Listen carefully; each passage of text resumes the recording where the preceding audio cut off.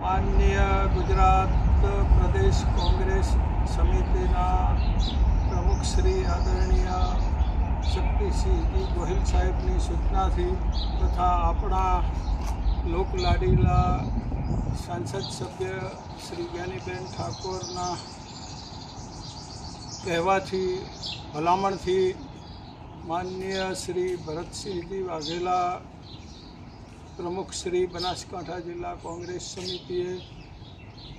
આપણા ભાભર શહેર કોંગ્રેસ પ્રવક્તા તરીકે શ્રી અરવિંદભાઈ ભલાભાઈ પટેલ ઉર્ફે અરવિંદ એ.બી. પટેલ સાહેબની નિમણૂક કરેલ છે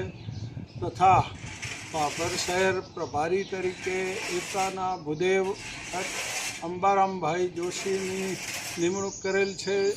જેને અમે ખૂબ હૃદયપૂર્વક આવકારીએ છીએ અને આ લોકોની નિમણૂક દ્વારા ભાભર શહેર કોંગ્રેસ સમિતિને